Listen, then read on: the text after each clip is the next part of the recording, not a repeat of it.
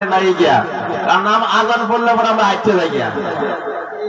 হযরত শাহজালাল রাহমাতুল্লাহি আলাইহি বলেন, বাগনা বলো কার জীবনে আসরের নামাজ কায়দা হয় নাই? নাসিরউদ্দিন সিফাতাল্লাহ রাহমাতুল্লাহি আলাইহি বলে, আমার তো কায়দা হয়।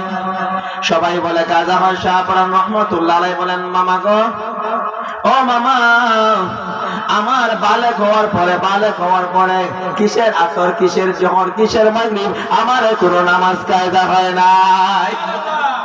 চুটিয়ায় শাহজালালের নির্ভীক সৈনিকেরা খতম কর গোবিন্দর নাতিপুতি ছিলা সামন্দ গোলাম। চুটিয়ায় শাহপরানের নির্ভীক সৈনিকেরা খতম কর গোবিন্দর নাতিপুতি ছিলা সামন্দ গোলাম। অলিদের পাগভূমিতে বিপ্লবেরই মশার জ্বালা। চুটিয়ায় শাহজালালের নির্ভীক সৈনিকেরা, চুটিয়ায় শাহপরানের নির্ভীক সৈনিকেরা খতম গুরু গোবিন্দর সেলা সামন্ন গোলাম। ঠিক কিনা? আমরা সেই শাহজালালের উত্তরসূরি, কথা বলেন না কেন?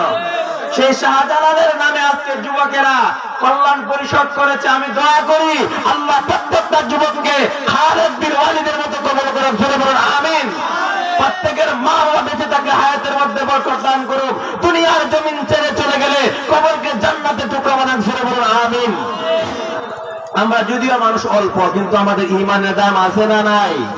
ইমানের দাম আছে না নাই? ইমানের দাম কেমন আছে একটু পরে বোঝা যাবে। আমরা মুসলমান ভাই, আমরা কি? আমরা মুসলমান। আমরা কি ভাই? কতটুকু বুঝছেন? মুসলমান কখনো সুদের খাতায় নাম লেখাইতে পারে না। একটা ঘটনা বলি, পরে আমি আমার আলোচনায় ঢুকবো। হাজী ইমদাদুল্লাহ মুহাজ্জির মক্কি রাহমাতুল্লাহ আলাইহি নাম শুনছেন না আপনারা? হাজী ইমদাদুল্লাহ মুহাজ্জির মক্কি উনি কে ছিলেন? রশিদ আহমদ গঙ্গোহী রাহমাতুল্লাহির খলিফা ছিলেন। উনি পাগুলা সোজা করে ঘুমাইতেন না।